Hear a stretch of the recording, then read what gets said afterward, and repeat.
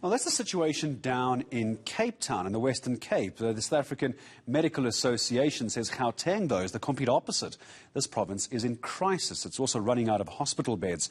Over 13,000 new cases have been reported over the last 24 hours, 8,500 of those just in Gauteng alone. Let's try and find out where we are in this and what can we try and change.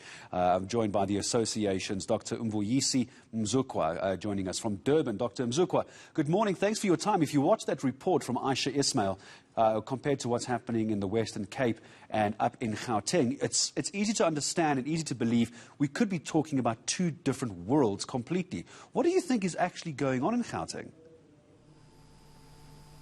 Well, good morning, Gareth, and good morning to your viewers, and thanks for having Summer. It is a disturbing scenario that we're seeing in Gauteng, and we are worried about many factors there.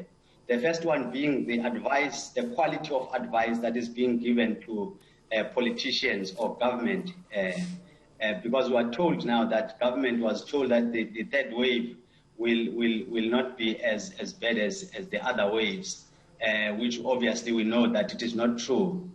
The second issue is whether the advice that is being given to government is being taken by government and used accordingly, or else we're only seeing they only dish out political garbage. Because what is happening in Gauteng is really disturbing. Hospitals there are drowning. Healthcare workers are drowning, and there's shortages of everything, including oxygen. So if you get a number of beds and then there's no staff to attend to those beds, it's like you are arranging a hotel. But the other thing that we're noting is, you know, the issue of not taking lessons from the previous waves. The first wave, the second wave, now it's the third wave. We cannot say that the coronavirus is a novel virus anymore, unless there is a challenge of competence with government officials. I hear the MEC in Gauteng telling the nation, in fact deceiving the nation, that Gauteng is coping. The picture that we see on the ground, it does not show that Gauteng is really coping.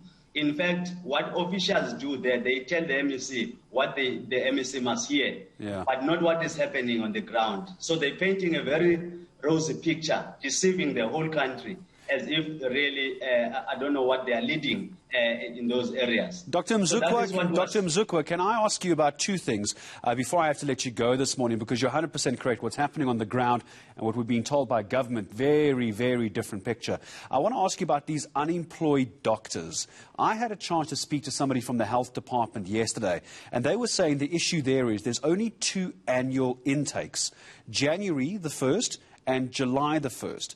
And I asked them that during a pandemic like this, why isn't there a way to fast-track these doctors coming through their internships who may not necessarily be completely qualified off the bat, but they can use these unemployed doctors in some shape or form. What's your thoughts on that, as briefly as you can, because I do want to ask you about the lack of hospital beds at, for example, Nasrec and in Carletonville. But your thoughts on the unemployed doctors quickly.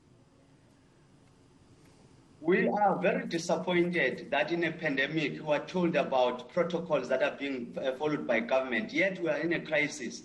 We expected those interns and community service doctors to be absorbed into the system so that they become very available and handy, you know, in a pandemic. Don't expect people to come up and tell us about protocols in a crisis. So that is our position. We expect government to work with associations and identify the unemployed doctors. In fact, we've always been providing a list to our government, making sure that they have all those people available with their contact details. But this is not what we see.